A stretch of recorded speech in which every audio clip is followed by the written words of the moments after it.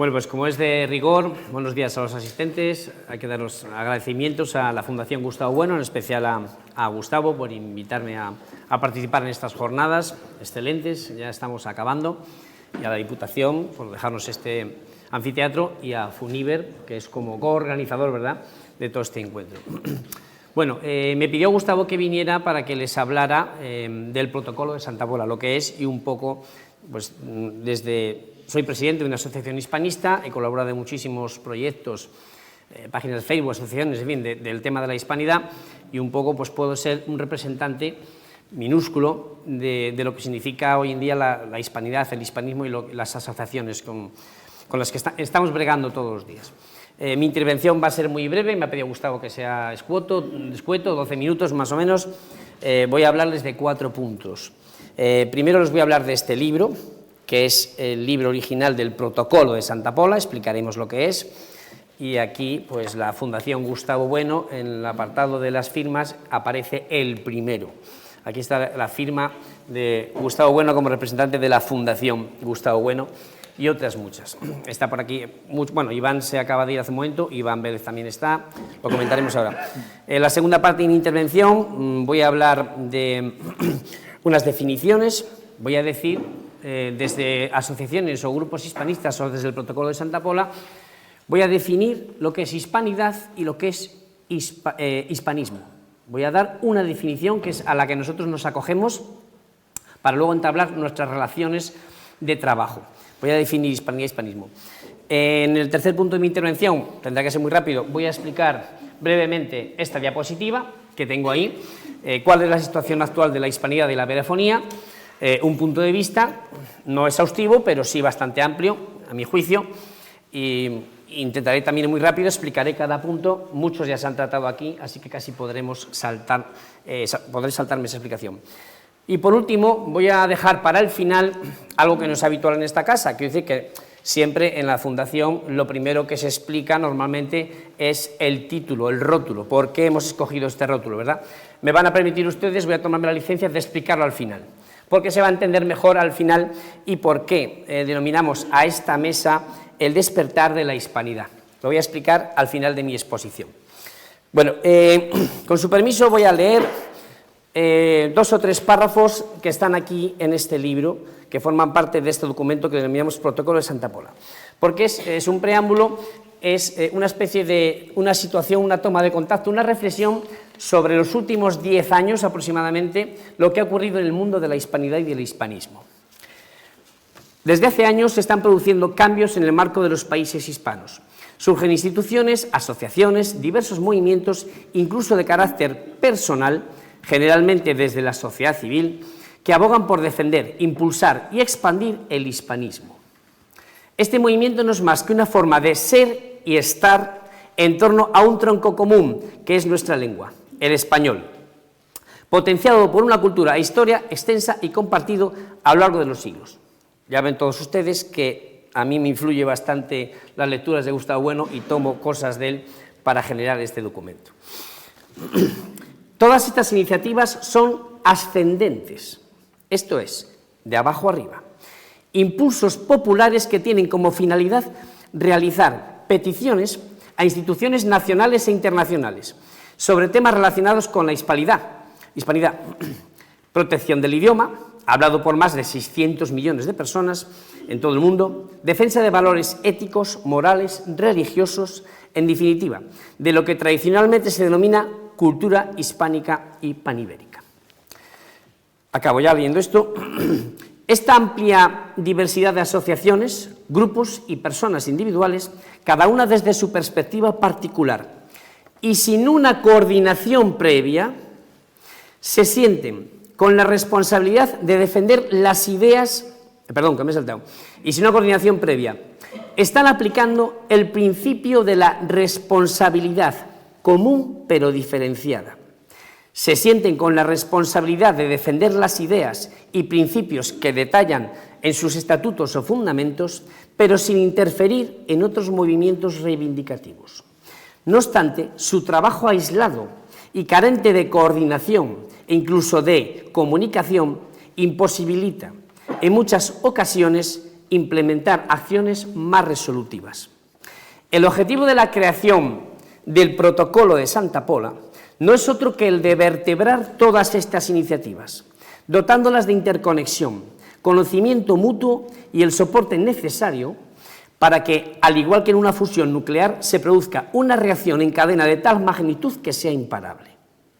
Siempre desde la legalidad propia de cada país y en el marco del más estricto respeto entre los distintos grupos y personas adheridos al Protocolo de Santa Pola. Este reforzamiento del pilar hispano es además compatible con apoyar los procesos abiertos necesarios en aras de estrechar lazos con la comunidad lusófona.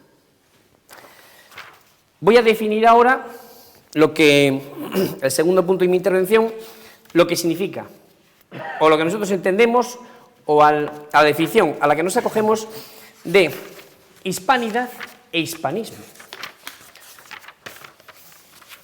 No quiero estropear el libro. Aquí está. Por hispanidad se entiende el proceso civilizatorio de carácter universal que surge gracias al impulso de la monarquía hispánica apoyada en la fe católica, constituyendo en la actualidad un conjunto de naciones de similares características históricas y culturales común a todos los países y pueblos de lengua española. Y voy a definir ahora lo que es el hispanismo. Por hispanismo se entiende el cultivo y defensa de la cultura y tradiciones hispanas, especialmente la lengua española, frente a cualquier negación, grupos o individuos, internos o externos, al ámbito histórico hispánico contrarios a estos valores. Esas son las definiciones que hemos consensuado entre los fundadores del Protocolo de Santa Pola. Y paso ya a mi tercera intervención, a mi tercer punto, mejor dicho, que es explicar esta diapositiva. Bueno, he intentado condensar 4 elementos, a mi juicio, muy importantes de lo que tenemos a favor en el mundo de la hispanidad, de la iberofonía, y lo que tenemos en contra. Se podrán añadir seguramente algunos que se podrían englobar en alguno de este esquema, o incluso igual podríamos hasta eliminar alguno porque podríamos juntarlo. Brevemente, la parte izquierda de la diapositiva. Imperio generador. Poco voy a decir, me puedo saltar todo lo que tenía preparado porque se ha dicho durante todo este fin de semana y la mayoría de ustedes conocen lo que significa, lo hemos hablado aquí, ser un imperio generador. De todas formas, me gustaría añadir, casi como colofón de todo lo que hemos atendido y hemos comprendido este fin de semana, que la monarquía hispánica es capaz de elevar a los pueblos que encuentra a su paso en la expansión, es capaz de elevarles a la categoría de ciudadanos, de pueblos, de naciones integradas en su monarquía. Eso es un imperio generador. No depreda, no les deja igual como otros imperios que hemos hablado aquí, como el inglés, no, los eleva a la misma categoría. Y esto es lo que permite precisamente que queden protegidos bajo la monarquía hispánica y que otras naciones depredadoras, todos sabemos cuáles son, Italia, Francia, Bélgica, Holanda, no me importa nombrarles, les protegemos de esa depredación que podrían haber ocurrido. Todos sabemos lo que pasó en el norte de América, lo que pasó en Australia, en fin, no me extengo más. Pasamos al segundo punto, el idioma. El idioma es el eje vertebrador de todo el hispanismo. El español es nuestra lengua común. Ya lo ha dicho Frigdiano. Además, el portugués y el español son comprensibles, son las únicas lenguas, o de las pocas que hay, al menos las grandes, que son comprensibles mutuamente entre un 85 y un 90%. Eso es un valor muy importante para el tema que nos trata aquí este fin de semana. Hablado por 650 millones de personas, 600, y si juntamos toda el habla lusa, pues casi llegaríamos a lo mejor, siendo un poco optimistas, a los 1.000 millones de habitantes, o puede que más. No, estamos en 900. 900. Bueno, y creciendo. El otro día ayer comentabas, el día de tu intervención, Cristiano, que en 10 años se multiplicaba. Bueno, increíble. Bueno, El español, además, pasa una cosa con respecto a la difusión del español, la importancia, que desde hace años existe un elemento tecnológico que se llama Internet, y eso nos favorece. Nos favorece, todos ustedes saben que si entran en YouTube y ponen un vídeo de lo que quieran, de buscar algo de una técnica en YouTube, va a salir un hispanoamericano que lo hace. Pero te puede ver un plato o sea, una receta de un plato gastronómico o cómo se repara un móvil. Estamos inundando las redes. El otro día comentaba, no recuerdo, creo que fue Iván, que hablaba de la música. Bueno, es que el reggaetón se canta en español. Y en este caso, yo también coincido con Iván, aunque hay canciones que me gustan del reggaetón, en reglas generales no es un estilo musical que a mí me apasione, pero en este caso lo importante no es lo que se dice, lo importante es el canal de comunicación, que es el español. A través de las redes sociales, lo importante es que se baila y se escucha la música del reggaetón en español. Paso rápidamente a la tercera diapositiva. Cientos de asociaciones y movimientos. Un poco lo que he contado en el preámbulo o en las definiciones. Efectivamente, hay no solamente, bueno, voy a preparar más diapositivas, pero como tenía mucha más intervención, pues fui quitando alguna, me quedé con esta, pero voy a hablar ahora de las asociaciones, si consigo cerrar esto y pasar aquí. Cuando se funda el Protocolo de Santa Pola, que se llama así, el único motivo es que se fundó en Santa Pola, en el primer congreso que organizó mi asociación, Amigos de la Hispanidad, en Santa Pola, hace 1 año y 1 mes, por eso se llama Protocolo de Santa Pola, participaron 25 asociaciones. Pero en la mesa presidencial, por decirlo así, sin menoscabo de cuales que otras asociaciones que estuvieron allí presentes, hubo 6 asociaciones. Y no están escogidas al azar. Está pensada tener una representación lo más amplia posible de todos los elementos que eran necesarios para llevar a cabo este proyecto que intentamos lanzar con el Protocolo de Santa Pola. Entonces, la primera asociación a la que llamé, está aquí Gustavo de testigo, fue a la Fundación Gustavo Bueno. A ver si encuentro la hoja que tengo por ahí. Aquí está. Bueno, ¿por qué era importante que la Fundación Gustavo Bueno admitiera estar en este proyecto? Por la filosofía. No se concibe un imperio generador sin una filosofía. Eso queda muy claro. ¿Qué proyectos hay de filosofía en español? Que yo sepa, la que más desarrollo está teniendo y más ha trabajado es la Fundación Gustavo Bueno. Y fíjense ustedes, incluso no por don Gustavo, que para mí era una mente privilegiada, sino por el trabajo que después está llevando, y ha llevado durante años en vida de Gustavo, y después por el trabajo que está llevando la Fundación. El proyecto de filosofía en español, eso tenía que ser un BIC, un bien de interés cultural. Si no lo es ya, que no lo sé. Entonces, una asociación, una fundación como la Gustavo Bueno tenía que estar, porque no podemos generar ninguna idea externa de creación, de trabajar en conjunto. Asociaciones el protocolo, no lo he dicho, perdón, es internacional. Tenemos metidas unas 10 asociaciones de 7 países de Hispanoamérica y creciendo. Ahora mismo somos 45 asociaciones. En la segunda persona, bueno, voy a decir el orden que salen ahí en pantalla.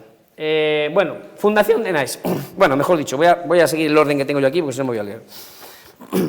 ¿Quién fue el segundo con el que hablé? Que aparece ahí debajo de Fundación Gustavo Bueno. Hablamos Español. Vino otra asociación también que defiende la lengua del español, que es Idiomas y Educación, pero lo que se sentó a la mesa fue Gloria Lago, presidente de Hablamos Español. Fundamental que en un proyecto de esta envergadura haya una asociación que defiende el español por encima de todo. Creo que todos ustedes son conocedores de la pelea constante que tiene Gloria Lago con su asociación Hablamos Español. El idioma, ya he explicado antes, que es el nexo de unión de todo, no me voy a extender más. El tercero, que en la foto que tienen ustedes ahí está debajo de NAES, esa bandera con la paloma blanco que fue la Fundación Despertar Hispano. ¿Por qué hicimos el primer grupo con Despertar Hispano? Por la fe. La Asociación Despertar Hispano, con su presidente Diego de la Guardia, son católicos. que me perdone Diego, pero lo voy a decir, son católicos extremos. Hay distintos niveles de catolicidad o de religiosidad, como en todo, ¿no? Era muy importante que una asociación muy católica, muy devota, muy religiosa, firmara este documento. Porque la hispanidad, no nos equivoquemos, no es sectorial, no. La hispanidad o la hacemos entre todos o no se hace. Pero no es porque la tengamos que hacer, me he equivocado en esta reflexión, la hispanidad ya está hecha. Y estamos todos dentro, los que piensan de una forma y piensan de otra. Todos somos la hispanidad. Y los religiosos y católicos también, y los ateos, por supuesto. El cuarto, que sería el que está debajo de mi logo, el de la señorita, el amigo de la hispanidad, es que pone hispanidad, que no se ve muy bien. Hispanidad es un representante de lo que he dicho antes de las redes sociales, Internet y YouTube. Tiene un canal, si no conocen ustedes Hispanidad, les invito a visitarlo. Su presidente, Pablo de la Asunción, hace un trabajo magnífico desmontando la leyenda negra. Tiene 100 y pico mil suscriptores y venga a hacer vídeos, pero con una calidad y unos guiones increíbles. Hace entrevistas a gente importante, relevante en el mundo de la hispanidad. Entonces, era importante que alguien de esa categoría estuviera en esta primera firma de este documento, para impulsar este texto. Por último, no, me he saltado, el quinto, perdón, que me dijo Iván, de NAES. ¿Por qué es importante cuyo director es Iván Vélez y el presidente además coincide que es Gustavo Bueno? ¿Por qué invitamos a DENAES? ¿Por qué enseguida accede a participar en este proyecto con todos los demás? Defensa de la nación española, poco más hay que decir. DENAES es un representante de cualquier asociación que esté en España o incluso en Hispanoamérica que defiendan la nación española o que defiendan la nación argentina o paraguaya o la que sea. Claro, defender algo como nación parece como que va en contra de lo que nosotros queremos hacer, que es volver a darnos cuenta de que podemos estar unidos. Pero no, porque lo que tenemos que intentar es que sigamos dividiéndonos, troceándonos, que lo van a intentar. Secesionismos en España, nacionalismos o los indigenismos, que hablaré luego en la otra diapositiva.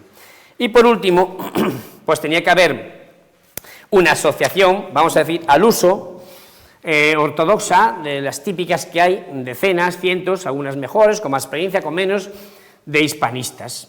Pues en ese caso, como pues tuve el honor de organizar esto y de presidir ese congreso, pues hombre, va a estar nuestra asociación, Amigos de la Hispanidad, como representación pues de otras tantas, como digo, cientos de asociaciones de hispanidad. No sé cómo voy de tiempo, parece que muy mal, me dio pasa ya, voy a ver si acabo rápido. Bueno, estos son los primeros 6 representantes que firman este documento y tenemos el honor de estar en la primera página. Sigo con las diapositivas, lo cambio rápido. ¿Dónde está el ratón? Cojo este. Bueno, recursos naturales. Esto no es baladí, es muy importante. No se ha tratado, casi todo lo que voy a hablar después se ha tratado en este congreso, este no, así que pues tengo algo que decir. Por cierto, que se me ha olvidado, que lo veo ahora, y además se lo acabo de preguntar a Carlos Madrid, que es experto lo voy a meter ahora, cuando he hablado del idioma, la importancia que tiene la inteligencia artificial.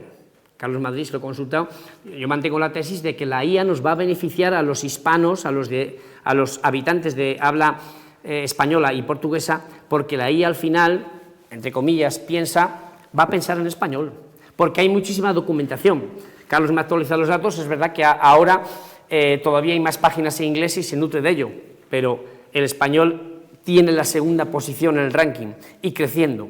Luego el uso de la tecnología, de la ciencia, va a ser un despegue, va a ser un crecimiento exponencial y la IA nos va a beneficiar muchísimo en cuestiones de idiomas. Además, comentábamos que dentro de 10 años no va a haber profesores de inglés, ni de francés. ¿Y para qué? Te pones un pinganillo y directamente te va a traducir la IA. Ya lo hay, con el chat GPT. Recursos naturales, decía. Bueno, ¿por qué es importante hablar de los recursos naturales en un congreso como este y cuando queremos relanzar un proyecto de unificación? Mejor dicho, de reunificación. Bueno, pues porque en Hispanoamérica existen multitud de países que tienen unas economías emergentes increíbles, tienen un potencial de inversión y desarrollo tremendo. No me cabe duda, todos lo saben, creo que estarán de acuerdo conmigo, en que estamos viviendo un paradigma ahora mismo en la actualidad. Está habiendo un cambio geopolítico de poder en el tablero mundial, pero en cuestión de unas pocas décadas. Estamos pasando de un sistema bipolar, hemos salido de la Guerra Fría, ha habido un periodo de transición y ahora vamos a llegar, ya estamos metidos en un momento, una reunión, una lucha, una dialéctica de estados-imperios, no me venía a la mente, que es multipolar. Eso ya es indudable. Hace poco conocerán ustedes que ha habido hace unas semanas o 10 días una de las reuniones de los BRICS, con un poder económico de PIB mundial muy relevante. Es el momento, a lo mejor, de que la hispanidad quiera su trocito de poder en este nuevo tablero mundial de la geopolítica. Y va a ser sobre todo gracias, aparte del suyo método que comentaba anteriormente, por los recursos naturales. Fíjense ustedes, Hispanoamérica, los países de habla española y portuguesa, es el único bloque civilizatorio que sería autosuficiente, el único, tanto en materias primas como en soberanía alimentaria. No necesitamos a nadie, incluso tenemos agua, tenemos tecnología, porque en España hay tecnología, hay muchos países de tecnología, solo que a lo mejor no está industrializado, pero lo tenemos. Luego, no necesitaríamos a nadie más. China se queda sin los recursos de Chile, de Perú, y muere. China no tiene recursos, Rusia tampoco, vale, tiene gas, petróleo, nosotros lo tenemos todo. Y tenemos que darnos cuenta de eso, para hacer presión, porque cuando te das cuenta del poder que puedes llegar a tener, eres capaz de exigir más. Cuando tú vas a una negociación y sabes y conoces tus posibilidades, el contrato sale siempre firmado favorable a ti. Eso es ley de vida. Y es lo que no nos estamos dando cuenta. Para eso estamos intentando hacer este tipo de cosas. En contra, aquí ya me pasa el tiempo, voy a hacerlo muy rápido y me callo. Y hoy paso a mis compañeros. Leyenda negra, no voy a comentar nada, ya se ha comentado todo, ¿vale? Injerencias externas y externas, esto es muy importante, pero lo saben todos ustedes. Pero eso ya viene desde las independencias, desde las guerras de las repúblicas. Injerencias de países extranjeros, comisiones, cipayos al servicio del inglés o del francés, de quien sea, pero es que existe hoy en día.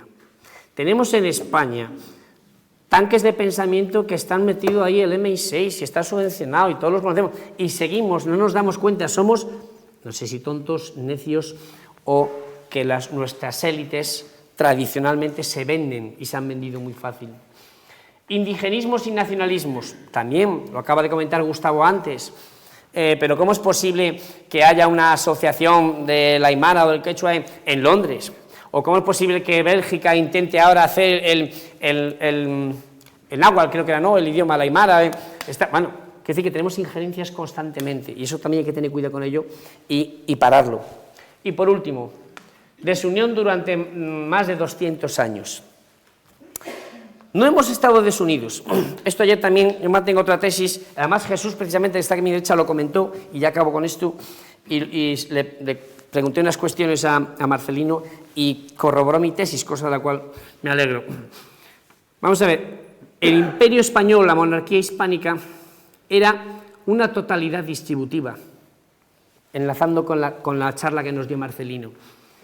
Bien, el imperio no se destruye, no está destruido el imperio. Es que no se puede mantener, tiene que cambiar. Pero los restos de ese imperio, esa monarquía, siguen siendo una totalidad.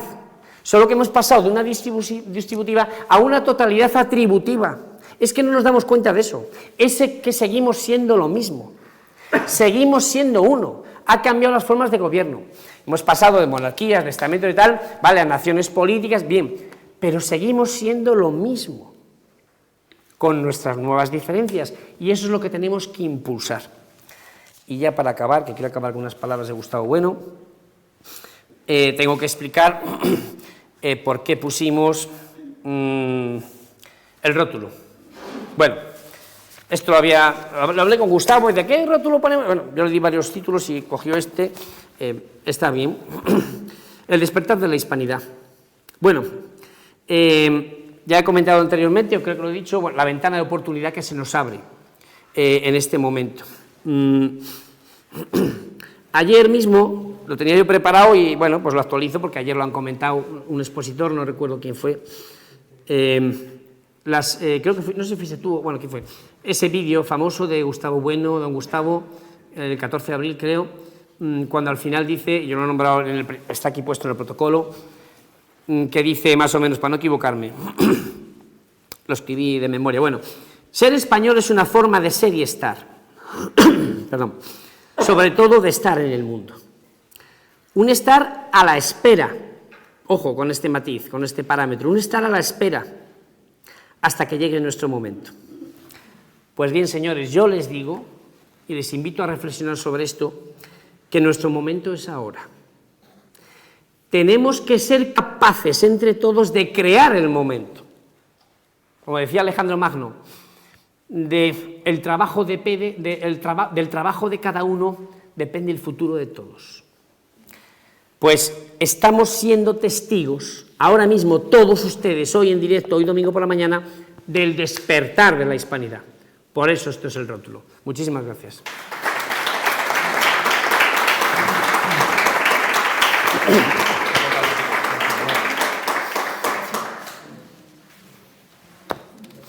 Buenos días. ¿Sí te he oído bien? Sí. No, pero tengo el truco este. Está conectado, ¿verdad? Creo que está apagado. ¿Te lo dejo? ¿La petaca esta?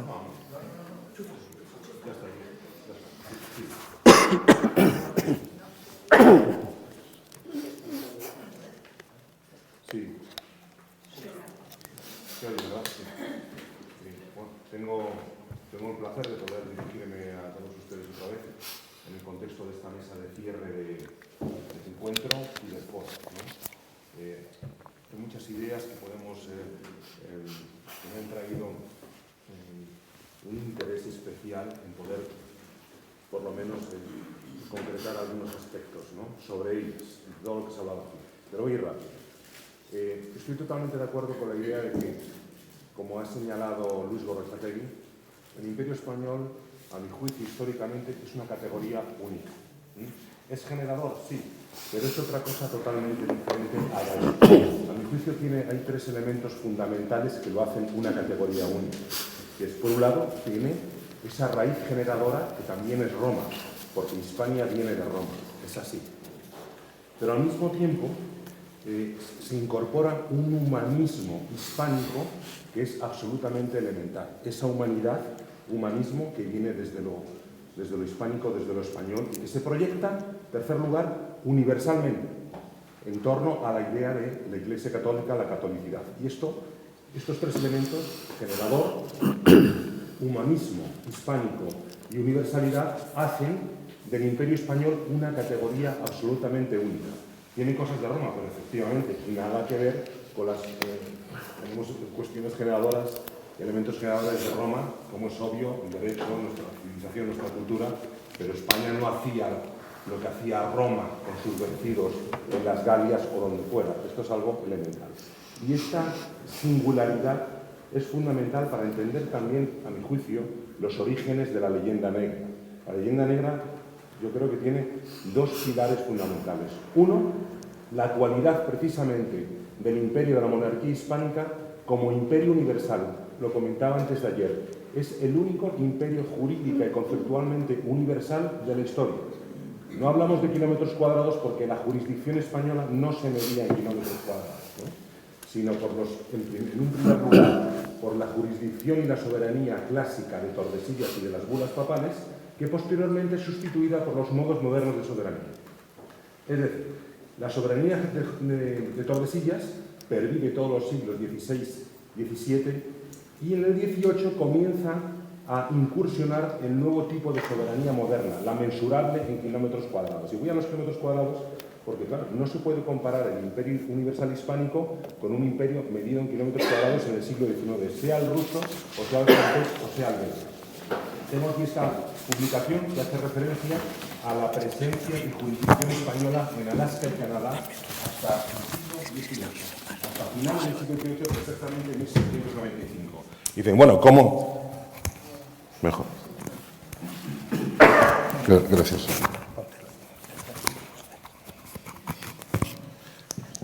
Sí, ¿cómo es esto posible? Pues precisamente en el siglo XVIII España renueva su jurisdicción en esos extremos de América del Norte con tomas de posesión formales al estilo moderno del momento, con actos de dominio y con presencia efectiva, por ejemplo, en lo que hoy se llama Isla de Vancouver, ¿no?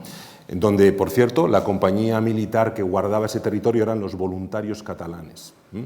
Los voluntarios catalanes. Y con actos de dominio tan importantes como que cuando entra un barco no español en aquella zona y hay noticia de ellos, se mandan barcos desde San Blas, en el Virreinato de Nueva España, para apresarlos. Por eso casi se va a la guerra con Inglaterra. Se confiscaron todas las goletas inglesas y se les llevaron a San Blas y se les tuvo en prisión a los ingleses hasta que se aclaró el asunto en las convenciones de Nootka, ¿no? Es decir, que no es como iba a tener España toda esa soberanía. La tenía irreconocida. Cuando los ingleses, los británicos, en 1788 toman posesión de Australia, fíjense qué cosa más interesante. La toman hasta un meridiano determinado. ¿Saben cuál es ese meridiano determinado que cruza Australia y que todavía está vigente, como vamos a ver? El Tratado de Tordesillas, el contrameridiano de Tordesillas, que hoy día, ¿por qué? Porque los británicos ya se consideran en ese momento herederos de España en el hemisferio español y toman posesión hasta ese meridiano, porque consideran a Holanda heredera de Portugal en el otro lado. Ese meridiano separa hoy la provincia de Australia Occidental del resto del país. O sea, está vigente. Tordesillas, hay una línea política que divide Australia totalmente de norte a sur. Es el contrameridiano de Tordesillas. Lo que quiero decir con esto es que esa soberanía, jurisdicción universal fue real y solamente ocurrió en todo ese periodo fantástico que se ha hecho un periodo único de la historia de la humanidad, aproximadamente entre 1500 y 1700, el periodo de la universalidad hispánica. Por eso, volvía al origen de la leyenda negra, cuando tuvo lugar esa coalición internacional contra la monarquía hispánica, contra el único imperio universal, porque nosotros estamos en el mito fundacional de todas las naciones europeas desde Westfalia, desde 1645, que es cuando verdaderamente nacen. ¿Y nacen contra quién? Contra el imperio universal, contra el imperio católico, que es la monarquía católica y que es el único que hay. Por eso a veces no se entiende bien la inquina. Es que estamos en el origen de los holandeses, de los belgas, de los ingleses, de los protestantes alemanes, de todos los nórdicos, porque era la lucha de ese pequeño nacionalismo medio evangélico contra el catolicismo universal hispánico que era representado por España. Y por ese mismo universalismo, a mi juicio, no puede y no debe haber un nacionalismo español, porque la esencia de lo español es el universalismo. O sea, nuestro nacionalismo es un universalismo general. Es totalmente diferente, sí, España es diferente. Claro que lo es. Y por extensión, toda esta hispanidad. ¿Cómo luchar contra esa leyenda negra? Se ha hablado ahora aquí y tal. Realmente, contra un libelo y un panfleto con un dibujo de españoles masacrando indios, como lo decían los neerlandeses cuando comienza esta leyenda negra ya impulsada desde el siglo XVI, no puedes responder con un tratado de 900 páginas. Esto lo decía Elvira Roca Barea. No se puede responder con eso. Hay que responder con sus armas, con las mismas. Entonces, no podemos ser más puristas ni más papistas que el Papa. Sin embargo, no tenemos que tergiversar la historia, solamente contarla bien, porque la verdad nos favorece en ese sentido. No hay que negar la existencia de la esclavitud. Claro que la había, pero a mí me ha interesado esta cuestión y puedes ver cómo la mayor parte de América, del continente americano verdaderamente habitado, poblado en todos esos siglos, es parte de la monarquía hispánica, pero el mayor esclavista es Portugal, pero con diferencia, son los inventores del tráfico transatlántico. Después viene Gran Bretaña, después viene Francia, que casi no tenía territorios.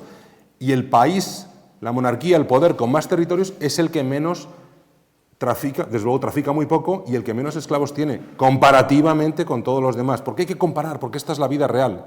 Entonces, no hay que caer en una leyenda rosa, no, pero hay que utilizar bien, con rigor y con inteligencia, la verdad histórica. No tenemos que inventarnos nada. Y tenemos que saber trabajar y combatir con las mismas armas de quienes constantemente y con esa inquina han venido atacando a lo largo de los siglos a todo lo que es la civilización hispánica. Y en este sentido, quiero ensalzar los trabajos de estos audiovisuales que hemos tenido últimamente, en los últimos años, como España la primera globalización, etcétera. Son muy bonitos y está muy bien, Hispanoamérica, pero esos son documentales. Lo que necesitamos son películas de Hollywood. O sea, contra la leyenda negra no puedes ir con un documental de 2 horas. Ese documental de 2 horas convence a los convencidos o les puede llegar a profesores, a académicos de otros países. Lo que necesitamos es Hollywood contando las sanlesmes, oponiendo de verdad a los piratas como lo que eran, violadores y criminales.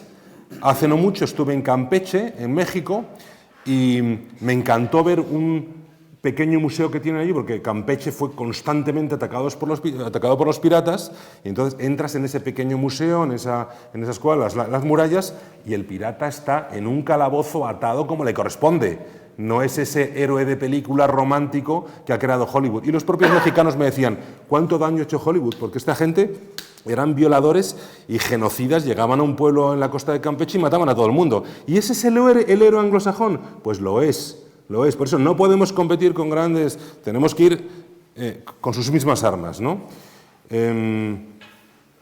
Con la verdad, con el rigor. Es una guerra cultural, pero es una guerra de propaganda, lo siento, no es una guerra académica. Ya no es una guerra académica porque lo académico se ha dicho todo. Ya se ha dicho todo, ya lo hemos escrito, ya lo sabemos. No, hay que ser como ellos, hay que tener el colmillo retorcido, lo siento, hay que ser así, y hay que pensar con grandeza, y no tenemos que desviarnos del rigor ni de la verdad. Pero por favor, no seamos autodestructivos. A estas alturas, que empezamos a levantar un poco la cabeza, a comenzar a tirarnos piedras sobre nuestro tejado, no, con el rigor, ¿no? Bien, esto era en cuanto a las reflexiones respecto a lo que se ha hablado un poco aquí. Sobre la leyenda negra, sobre todo ello, ¿no? Ya me refiero un poco a ese tránsito y ese paso de la hispanidad a la iberofonía. Tenemos un mundo muy cercano, fraterno, que es el de lengua portuguesa.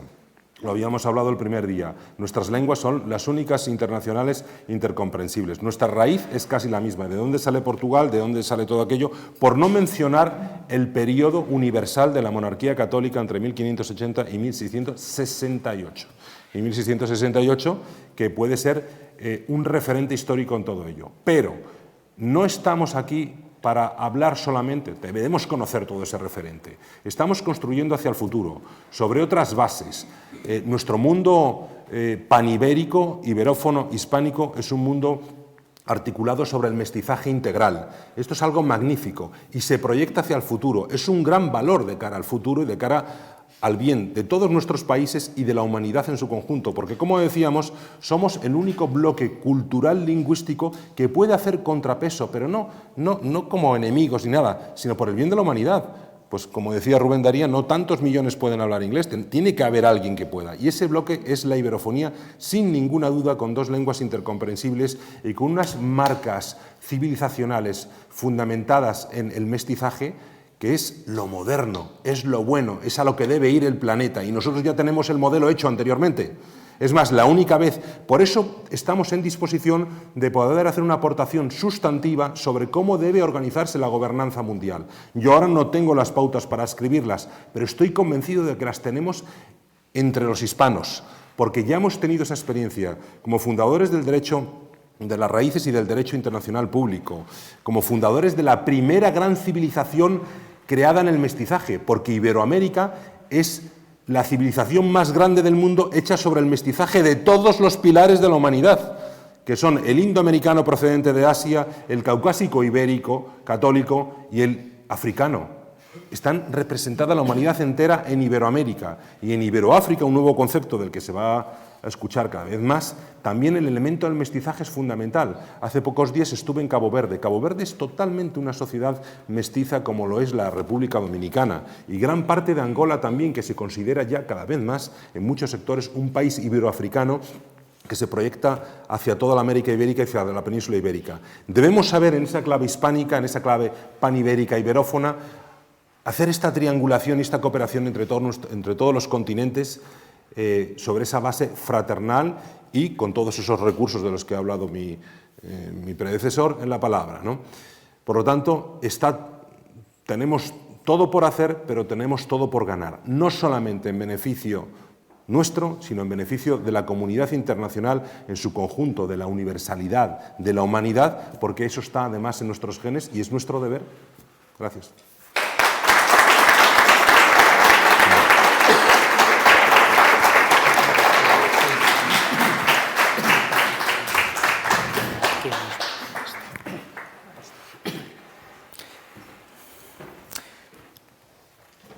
En primer lugar, disculpadme por la tos y por haberos dado el congreso con la tos. Me voy a ceñir, como siempre, soy disciplinado por mi profesión y me tengo que ceñir al título: El despertar de la hispanidad y la iberofonía en nuestros días. Mi intervención la voy a dividir en dos partes. Una primera, donde voy a mostrar toda mi beligerancia contra el planteamiento que hemos visto aquí en el carácter diferencial de la expansión española. ¿Por qué? Porque en este caso estoy muy de acuerdo con Fritiano, en el que hay que apostar por una historiografía rigurosa, y esto no es historiografía rigurosa. Como historiadores tenemos que deshacer relatos falsos, y esto es un relato falso. Simplemente desde la historiografía esto se deshace. ¿Leyenda rosa sí o no? No hace falta. Este trabajo ya está hecho por los historiadores. No hace falta irse al sistema de, bueno, está hecho. Yo aquí estoy con Tomás Pérez Viejo cuando dice que España tiene un buen relato, y lo tiene. España tiene un buen relato. Hay que ir a ese relato y hay que ir a los buenos libros. Y ahora, en la segunda parte, iré a los buenos libros, bajo mi punto de vista, que llevo 15 años investigando estas cuestiones y creo que tengo autoridad para hablar de estas cosas. ¿Qué dice Pérez Viejo? Que México, vamos a contraponer, México es un Estado débil con una nación fuerte. Y España es una nación débil con un Estado fuerte. Y esto que ha pasado en Valencia no significa que seamos un Estado débil. Esto lo digo por mi gran amigo José. España no es un Estado débil, es un Estado fuerte. Y hay que verlo esto desde los 19 poderes, desde la tabla de Gustavo Bueno del primer ensayo. Tesis de la débil nacionalización. Suena, cuando hablo de la tesis, como que esto está constantemente circulando. La idea de España del siglo XIX, Mater Dolorosa de Álvarez Junco, está en esa tesis, en la tesis de la débil, y es un gran historiador, y está ahí. Y Gustavo Bueno, desde ese punto de vista, también estaría ahí. A donde quiero llegar es que hay cosas que se pueden desmitificar y cosas que no, y esto es un mito, es un lugar común. Eso hay que deshacerlo, ya está hecho ese trabajo, no hace falta más insistir. Débil nacionalización. ¿Cuándo hay débil nacionalización? Vuelvo a estar con Pérez Viejo. Ahora, desde el siglo XX, los historiadores como Álvarez Junco defienden que España tiene una débil nacionalización desde el siglo XIX. Aquí está el gran debate historiográfico. Que si los liberales, que si no hubo una élite, etc. No, la tesis viene ahora y en estos momentos estamos. ¿En qué momento estamos? ¿En un momento de polarización, como defiende Luis Miller? Tampoco es eso. Ahí hay que rascar. Lo tengo escrito, pero no puedo ahora enunciarlo. No estamos tampoco en un momento polarizado, es otra cuestión. Quizás lo publique, lo tengo escrito, lo puedo publicar. Hemos visto mucha emoción en el discurso, en este caso estoy siendo beligerante porque es que hay que tolerar al público y eso, su comportamiento es intolerable. También hay muchas cosas que decir sobre la tolerancia. Ni reír ni llorar. Cuando hay un discurso con tanta emoción, ahí pasa algo. Hay que mirar no a la luna sino al dedo, ahí pasa algo.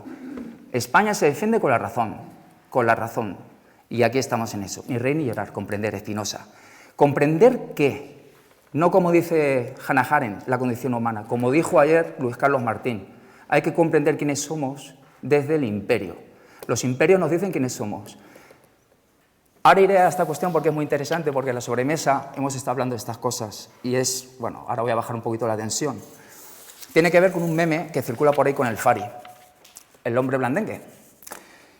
Segunda parte de la intervención. Voy a hacer un breve recorrido historiográfico recomendando al hilo de obras que explican un poco en el momento en el que estamos, desde el punto de vista de la historiografía.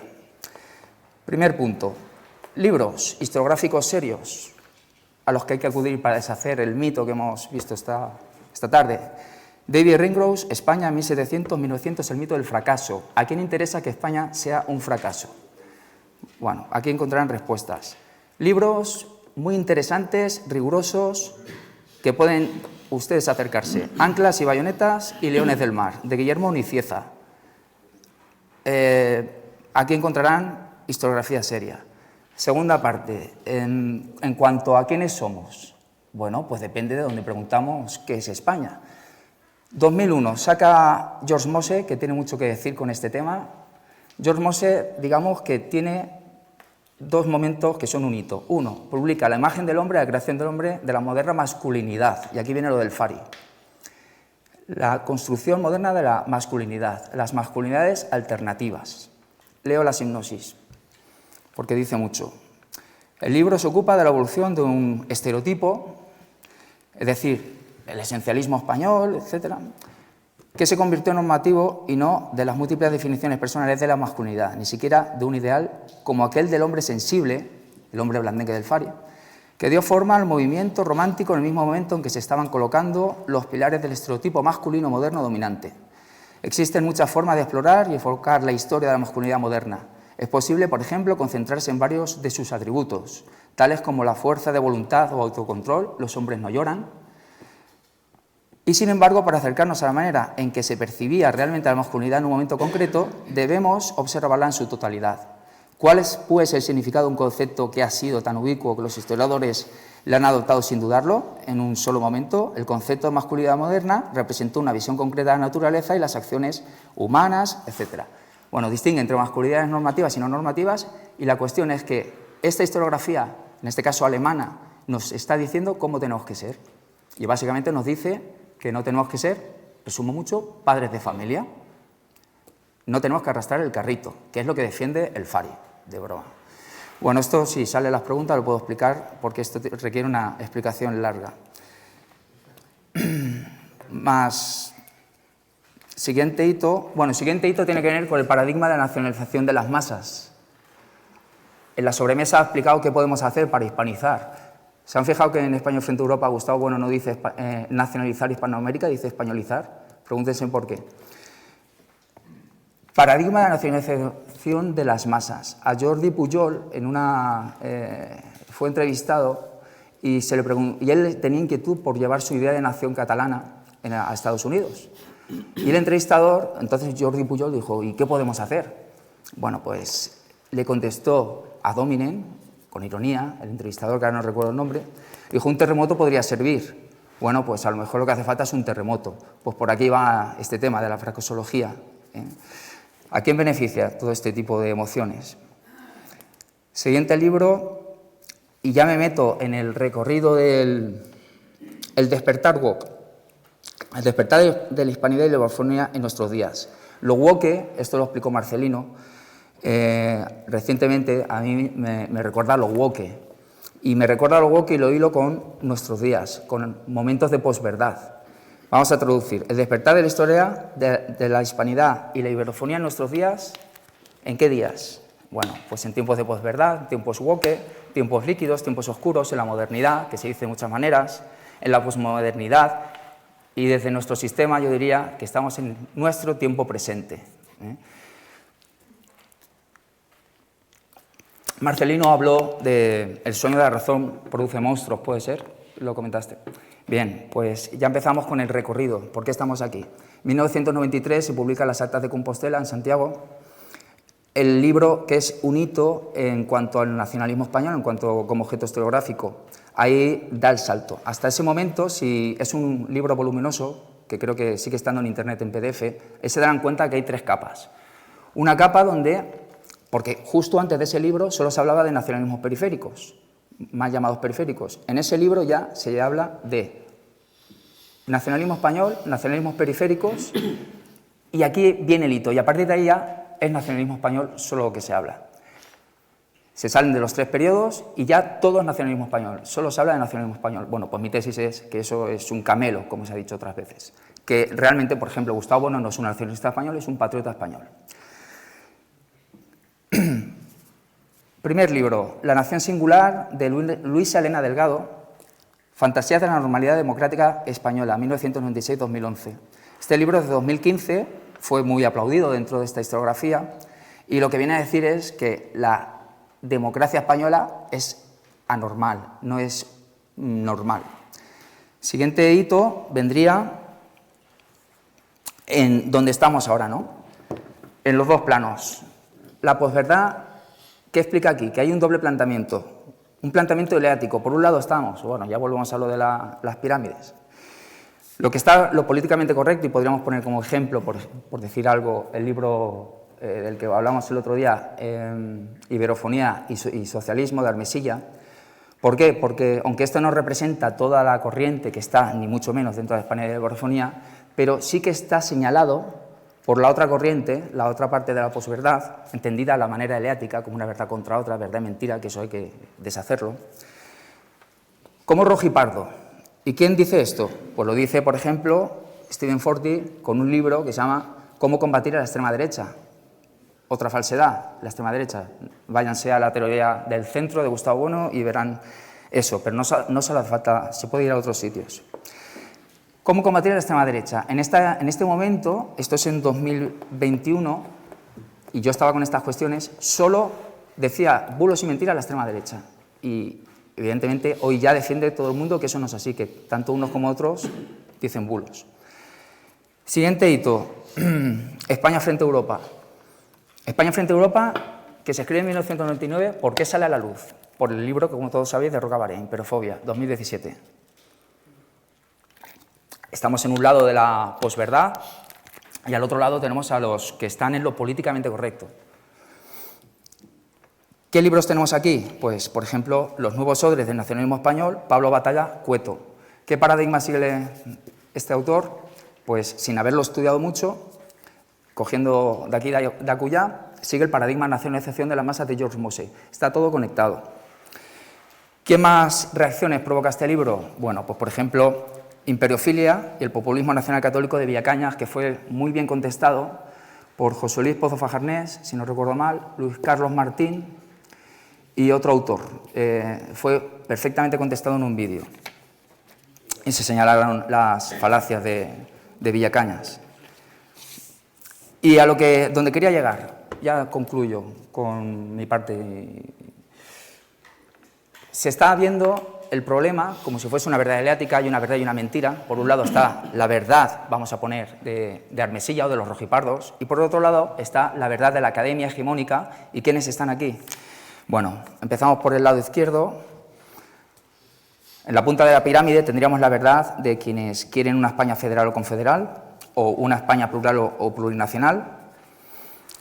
Eso sería el valor máximo, y en el valor más bajo tendríamos a los rojipardos, a todo esto. Todo esto es basura que hay que despreciar. Líneas rojas, y a estos hay que quitarles la libertad de expresión, cancelación, etc. Al otro lado, viendo la cuestión desde este sitio, que no hay que verlo exactamente así, de hecho no hay que verlo así, tendríamos arriba del todo, muy resumido, la España centralista, que habría que ver qué es eso, como valor, y abajo, como contravalor, tendríamos a la izquierda bogavante, psicomunista, en nuestros términos, la izquierda indefinida, indefinida, extravagante, fundamentalista. ¿Y quiénes podríamos señalar aquí? Pues, para el caso que nos ocupa, por ejemplo, Carlos Bardem. Y con esto, bueno, la solución es ver el problema no desde este planteamiento progresista, que en el fondo es un planteamiento progresista, lineal, sino hay una sucesión de pirámides, por seguir la imagen de las pirámides, que están ramificadas y las líneas se cruzan, se entrecruzan, y en fin, todos esos materiales hay que estudiarlos, analizarlos y analizarlos críticamente. ¿Cómo? Académicamente, como he propuesto ahora, con la academia con minúsculas, pero sobre todo con la academia con mayúsculas, la academia de Platón, a la que me ascribo. Eso.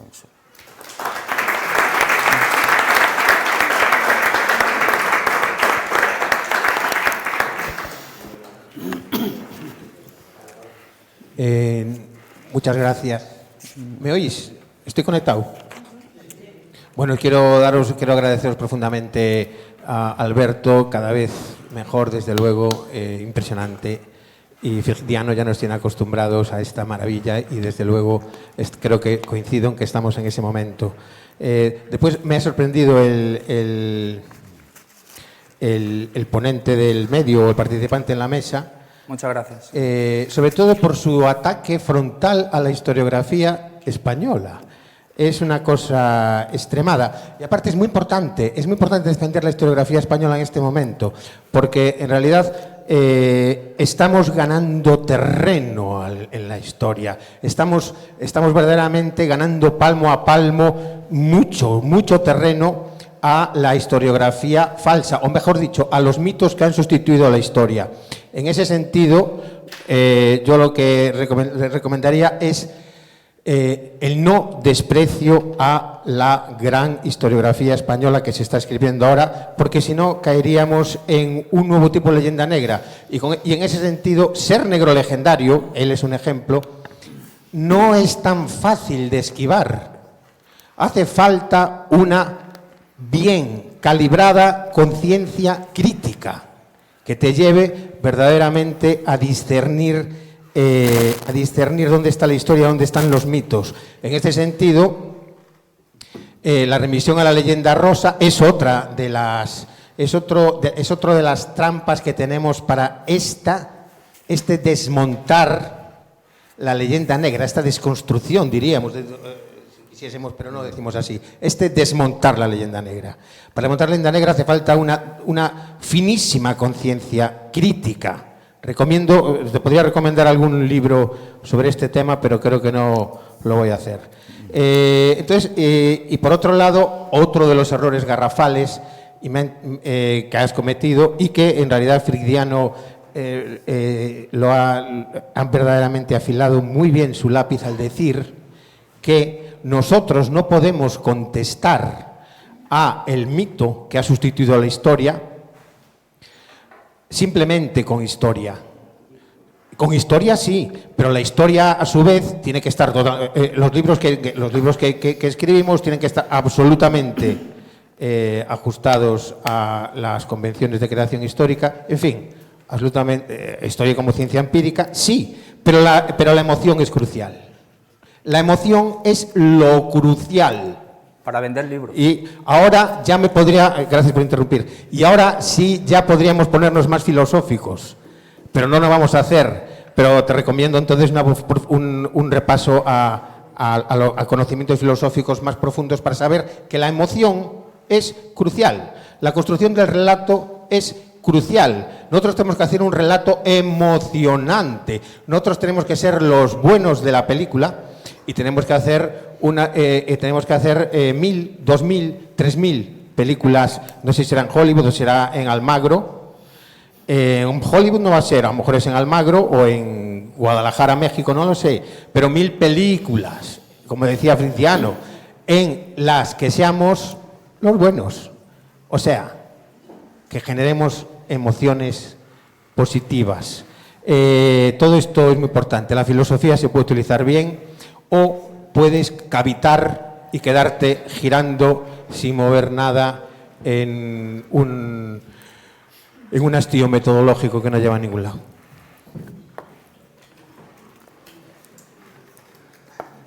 Bueno, contesto rápido. Bueno. Mejor no hacer discusión. Sí, vale. Bueno, pues yo creo que está bien así. Bueno, Coge el micro de Jesús. Sí, mejor yo soy un poquillo bruto. Bueno. No, es muy importante que, lo que decíamos antes, estamos todos en el mismo barco, si estamos todos de acuerdo esencialmente. Estamos ya prácticamente con matices de procedimiento, tenemos que hacerlo así, tenemos que decir la verdad, contar las cosas con rigor, pero saber a lo que nos enfrentamos. Entonces necesitamos esa historiografía solvente y rigurosa, por supuesto, pero también necesitamos saber cómo canalizar esos conocimientos rigurosos de una manera inteligente. O sea, claro que sí, diplomacia, profesor Gustavo. Estamos todos interesados en que se conozca la verdad y en que lo que sea de justicia sea lo que se proyecte. Y en esto no veo ninguna diferencia, ¿no? Nada más, considero que por ahí tenemos que ir, desde el rigor, leyenda rosa, leyenda negra. La leyenda negra es evidente que existe. Yo no soy historiador, soy más politólogo, jurista, y de verdad siempre, desde muy joven, me ha extrañado esa inquina que se percibe en todas partes. Digo, ¿pero por qué? ¿Dónde está el origen? Yo una vez a Elvira Rocabarea le comenté, Yo sospecho, por supuesto, no sospecho, o sea, esto lo tengo claro, la cuestión de que la leyenda negra está en la raíz del nacimiento de casi todas las naciones de nuestro entorno, y no de nuestro entorno, porque coincide Westfalia en 1645, cuando cae el Imperio Universal Hispánico, que tiene la visión universal. Entonces es el enemigo de todos. Entonces está ahí y estamos en su mito fundacional. Por eso es el ataque constante y siempre vendrá, porque siempre tendrán que celebrar el nacimiento de los Países Bajos. ¿Y cuándo nace verdaderamente Inglaterra al mundo? Cuando se libra de la armada de Felipe II, de la Gran Armada. Es ahí cuando nace Inglaterra. Y ese es su mito fundacional, ni lo normando ni nada de eso, es haber resistido al verdadero imperio. Y ellos se creen en ese momento que son los griegos contra los persas, y así lo dicen en algún momento, ¿no? Y bueno, para España fue un contratiempo, nada más, se ve lo que fue luego la contraarmada y todo aquello. La otra cuestión en la que creo yo es esta condición de universal, de esa unidad política durante ese periodo, que fue cuando ya verdaderamente, o sea, con la integración de Portugal en la monarquía católica, se revoluciona el mundo sobre todo esto. Grudzinski, historiador francés, lo ha estudiado también y sorprende todo ese periodo, ¿no? Pero bueno, pensemos en positivo, pensemos a futuro, en todo lo que podemos hacer juntos, en buena lid, o sea, hablemos, tengamos todos los debates que sean con toda la cortesía y con todo el rigor, pero sepamos que no nos confrontamos, ni siquiera voy a decir enfrentar, ¿no? No nos confrontamos a posiciones que van a jugar limpio, van a trabajar desde la industria cinematográfica, desde el libelo, desde la propaganda. Entonces hay que ser, no sé qué santo lo decía, pero humildes como palomas, pero astutos como halcones y como lobos, ¿no? Bueno, eso es lo que creo.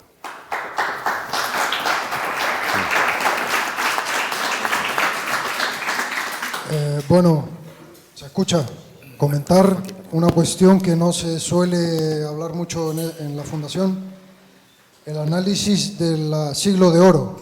¿Por qué se considera el siglo de oro como la época de España más próspera? ¿Qué había ahí?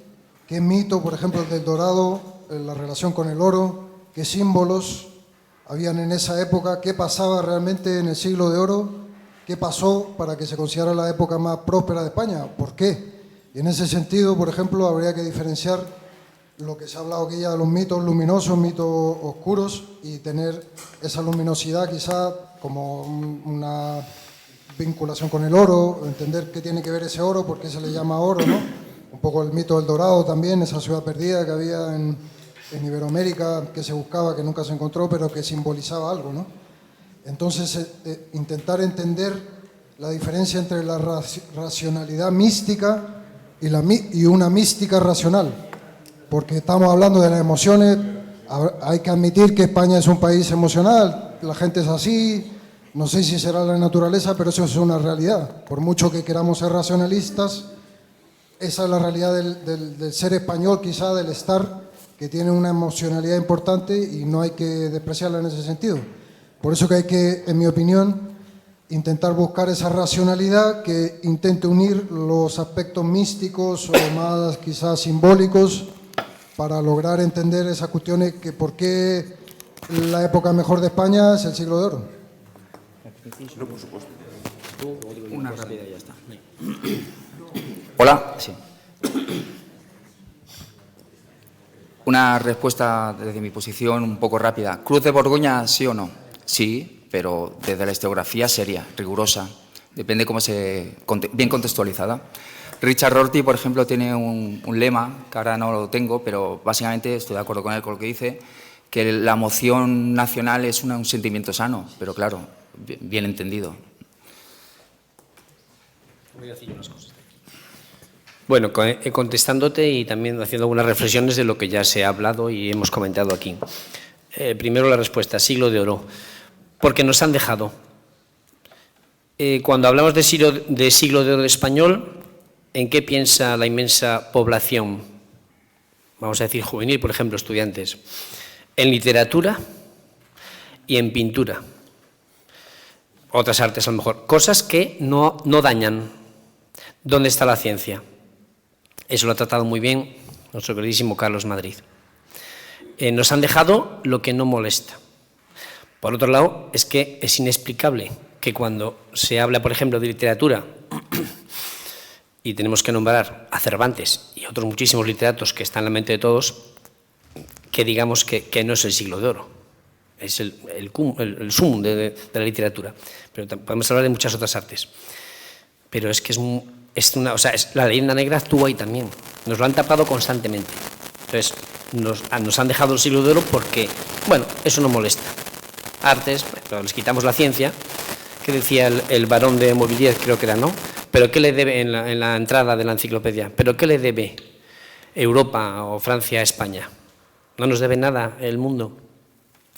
El mundo, igual que en el libro de Gustavo Bueno, de España frente a Europa, en el que se afirma, se mantiene la tesis de que Europa se forma contra España, España, cuando Colón y Isabel Católica, bueno, en ese momento de la historia, cuando se descubre el Nuevo Mundo, eso conforma la totalidad del mundo. Lo hemos hablado aquí este fin de semana y tienen ustedes obras para comentar todo esto. Entonces, hay que taparlo. No permiten que España sea un actor referente mundial, porque eclipsaría a todos los demás imperios que ha habido en la humanidad. Con respecto al debate dialéctico que ha mantenido mi amigo Luis, gracias por los elogios, Luis, por supuesto, como siempre, y Jesús. Lo ha apuntado muy bien, yo creo, Friciano. Hay que tener las dos cosas, pero voy a decirle una cosa a todos ustedes y a Jesús en particular. Yo creo que lo comentaba ayer Tomás, yo creo, o eso lo quería entender.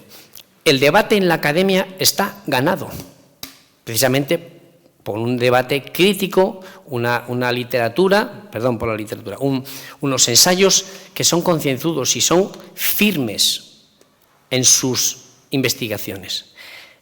Está ganado como decía Tomás, es que no es necesario que peleen nuestros filósofos de la querella que comentaba Carlos, es que está ganado. Donde no está ganado es a nivel de calle.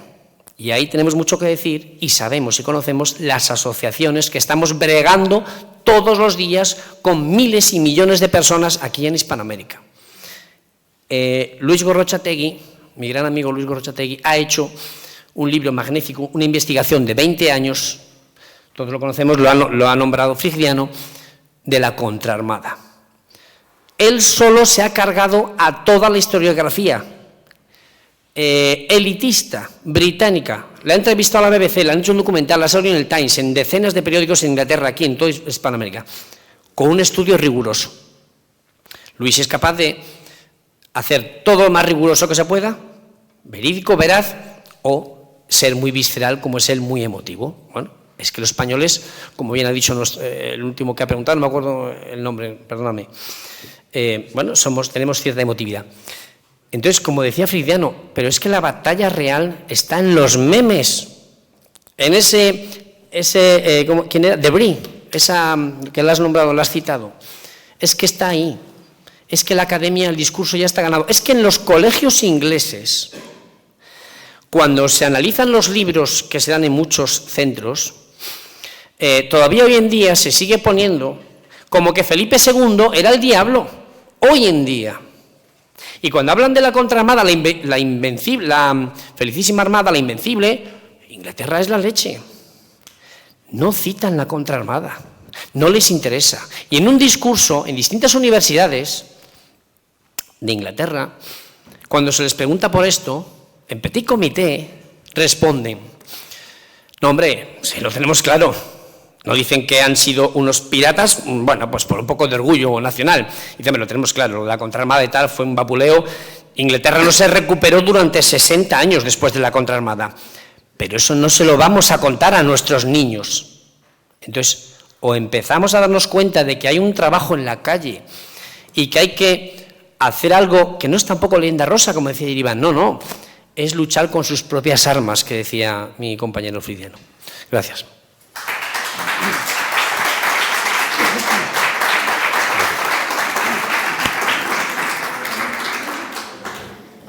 Bueno, me he atrevido a pedir el micrófono porque no se oye, ¿eh? Se te oye un poco bajo, Tomás. Entonces... Te doy mi tarjeta.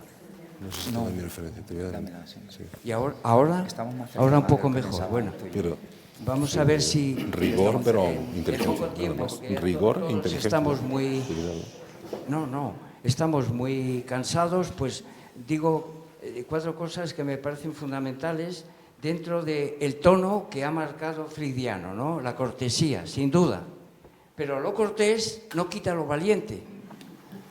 Y esto quiere decir que en una institución como esta, donde nos hemos congregado, pues gentes que hemos sido alumnos de don Gustavo toda la vida y otras personas que no, y tampoco tienen por qué comulgar con el sistema de don Gustavo, no quiere decir que no haya pues discrepancias, el lenguaje apagógico de la Academia Platónica, la última intervención ha sido apelar a la Academia Platónica, pero es que en el seno de la Academia Platónica había unas discusiones tremendas, hasta el punto de que algunos abandonaron porque había, pues naturalmente, diálogos apagógicos. Y esto no se puede en absoluto eliminar de una institución como la nuestra. Bueno, entonces, dicho esto, pues voy a... 3 o 4 cosas, si se me escapan algunas, pues es igual. La primera de ellas, la he oído y enseguida, pues claro, no me ha sonado bien. Lo del reggaetón. No me ha sonado bien. Porque dentro de nuestro sistema tenemos una filosofía de la música potentísima. Y entonces, en función de eso, tenemos que saber apreciar, pues, piezas musicales como estas. Gustavo tiene muchas referencias a músicas parecidas al reggaetón y entonces, pues, esto lo tenemos que contemplar desde esa posición.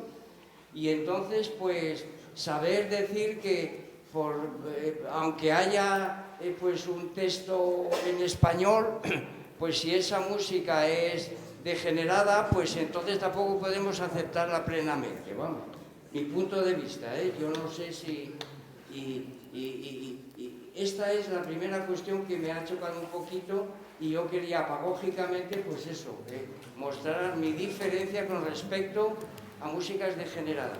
Y que conste que yo, por mi condición de seminarista en tiempos, pues tuve que aprender mucho solfeo, a estudiar mucha música y además, miembro de un coro, pues sé lo que es un poco eso, Y entonces, pues claro, considerar que el reggaetón es un modelo estético musical, pues yo creo que no. Segunda cuestión que me parece que habría que tener aquí en cuenta. Lo de las emociones. Atención. Dentro de la filosofía pues tenemos toda un conjunto de tratados de las pasiones. Descartes, Spinoza, los estoicos, Gustavo Bueno. El mito de la felicidad, hay mucha teoría de esto. Bueno, pues desde luego el Tratado de las Pasiones de Descartes no lo puedo compartir, pero es muy lúcido, es muy analítico.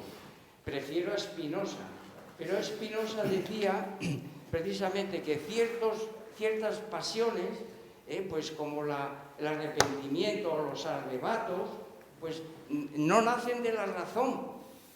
Esto hay que tenerlo muy en cuenta.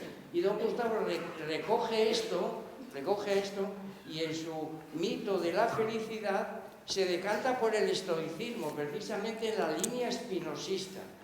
Los modelos que toma don Gustavo en este punto son naturalmente Spinoza y los estoicos. Claro, entonces aquí, Luis, te lo digo con toda la cortesía del mundo, tú no tienes obligación, por supuesto, de acogerte a las doctrinas de don Gustavo, pero has venido voluntariamente aquí a este tienes por lo menos que enfrentarte a ellas, tienes que tomarlas como punto de referencia, vamos. Y en ese sentido, no solamente en cuestiones éticas, sino también en cuestiones de filosofía de la historia. Por cierto, yo me voy a comprar tu libro, lo primero que voy a hacer, porque yo estoy muy interesado en el asunto de la guerra y como tú tratas temas bélicos, pues lo primero que voy a hacer, aunque no pueda compartir lo que digas, es igual. pero eso hay que enfrentarse a ello. Y lo mismo te indico ya con respecto a la filosofía de la historia, pues claro que hubo atrocidades en el Imperio Romano, pero venimos de ahí, Hispania romana. Y entonces esto en relación, pues naturalmente, a la lengua, al derecho, y hay que darse cuenta que en el seno del Imperio Romano se gesta la religiosidad terciaria. Primero perseguida por el Imperio Romano, pero después naturalmente nace ahí. Constantino, Teodosio, pues hombre, esos edictos son romanos y entonces pues tampoco se puede despreciar. La historia es lineal, no es cíclica, es lineal. Y entonces en ese sentido estos autores tienen que ser recogidos. Los Borbones, claro, te he oído esta mañana que no pude intervenir, pues probablemente yo sienta más simpatía por los Austrias que por los Borbones. Pero los Borbones se imponen también por filosofía de la historia después de una guerra, la paz de la victoria. La guerra de sucesión pues supone que el bando de los Borbones gana al bando de los Austrias, que por cierto eran partidarios pues de las regiones, de la independencia y entonces pues claro, los Borbones saben hacer desde esa concepción centralista, pues saben dar los fueros a quienes se los merecieron en aquella guerra y quitárselos a los que no se lo merecieron, que fueron pues Cataluña, Valencia, Baleares, etc. Y de ahí vienen naturalmente los fueros especiales para Navarra y País Vasco, porque le apoyaron a Felipe V. Y esto es historia realmente existente. Y a mí me puede caer mejor, pues sin duda alguna, Felipe, incluso Carlos II, cuando tiene la fuerza y la vitalidad de decirles a los misioneros españoles que tienen que enseñar español. Pues esto también hay que tenerlo en cuenta. Pero luego es que la historia es así, es decir, que la guerra es el padre de todo. Y entonces, pues ahí se impone los Borbones por las armas. Y entonces se produce la paz de la victoria. Y esa victoria tiene como consecuencia, pues, que nos guste o no, pues hay que aceptar a los Borbones. Esta es la noción. Entonces, felicitar a los miembros de la mesa, sin duda alguna, y me parece a mí, pues, que nos hemos congregado aquí, nos hemos dado cuenta de lo que son estas nociones y que a partir de aquí lo que tenemos que hacer cada uno de nosotros en nuestro campo pues es incorporar, incrementar nuestro estudio de todo y como hemos oído posiciones enfrentadas desde ámbitos diferentes, pues estamos obligados a conocer al que no es enemigo, es decir, al adverso desde el punto de vista apagógico, para seguir discutiendo y así hasta que podamos mantener nuestra firmeza. Muy bien.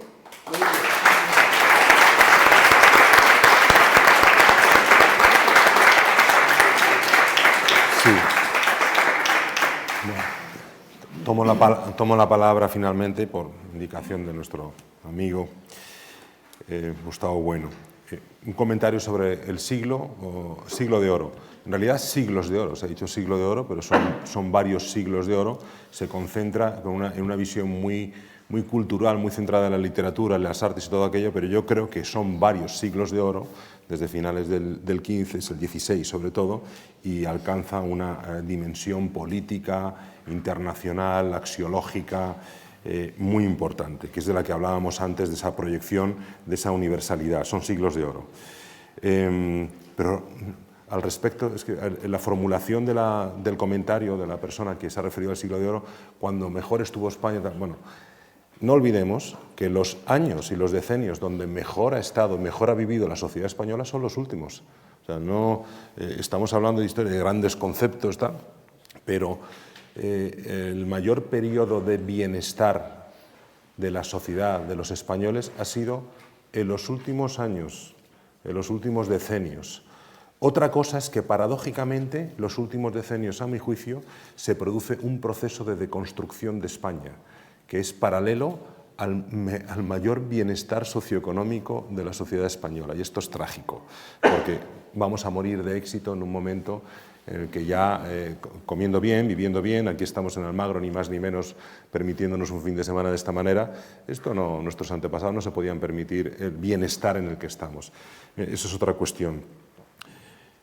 En África, de lengua portuguesa, siempre cuando quieren manifestar esa unidad de acción y de simpatía y de concordia hacia el presente y hacia el futuro, se dice vamos juntos, que es lo mismo en español, es que es lo mismo, vamos juntos, ¿no? Y se termina siempre así. Vayamos juntos en todo esto, aunque debemos, como señalaba antes, a mi juicio, repartirnos el trabajo. Hay una parte historiográfica y otra parte de publicista y otra parte de cinematografía. Hay diferentes, no quiero utilizar la palabra, los símiles bélicos, pero es una guerra con muchos flancos. Es una proyección y tenemos que repartirnos y saber quiénes son buenos para desarmar la tergiversación histórica sin caer en otro tipo de tergiversación desde el rigor histórico, y quiénes son buenos para proyectar grandes relatos y quiénes son buenos para escribir la narrativa y el relato también, porque vengo lo he comentado antes, de la República de Cabo Verde hace unos pocos días. Qué interesante es ver cómo ellos mismos dicen no tenemos una narrativa común, la narrativa es el relato, utilizan la palabra narrativa. Y necesitamos una narrativa para nuestro país, porque les cuento en 32 segundos qué ocurre en Cabo Verde. Cabo Verde es una sociedad totalmente mestiza que habla dos lenguas, habla portugués y habla criollo caboverdiano. Todo el mundo habla criollo y todo el mundo habla portugués, pero solamente es oficial el portugués. Entonces hay un movimiento que, bajo comillas, la expresión reafricanización de Cabo Verde, a juicio de la otra mitad del país, está diciendo nos están quitando nuestra identidad porque nosotros somos sobre todo mestizos, estamos sobre todo vinculados a lo largo de toda la historia a todos los flujos mundiales, a Portugal, a España, a América, a todo, y también, por supuesto, a África, de donde viene una parte de nuestra población. Pero ya no somos yoruba, ya no somos de la etnia fulani, de la etnia papel, ni todo esto, ¿no? Necesitamos un relato que lo conjugue. En la conformación de la narrativa y el relato hay a veces ciertos elementos de artificialidad, pero es preciso, por la paz, por la concordia, por el sentimiento de unidad que forma parte de la propia historia. Tenemos que hacerlo en concordia. El relato. Trabajemos juntos en todo ello y, bueno, ya acabando, quiero poner de relieve esta exitosa conjunción, profesor, del encuentro, el 30º encuentro de filosofía de la Fundación Gustavo Bueno y del 4º Foro Iberoamericano de la Iberofonía, organizado conjuntamente por la Fundación Gustavo Bueno en este lugar magnífico, con FUNIBER, la Fundación Universitaria Iberoamericana, y la Academia de la Diplomacia y la Asociación Iberoamericana de Comunicación. Y en este lugar magnífico, gracias a las buenas conexiones y relaciones de la Fundación Gustavo Bueno con la Diputación de Ciudad Real. Entonces, espero que este sea nada más un inicio en esta magnífica provincia en La Mancha, con tantas reminiscencias culturales históricas de todo lo hispánico, de la hispanidad, y me ha concedido el profesor Gustavo Bueno el honor de clausurar este encuentro y este foro. Muchas gracias, queda clausurado.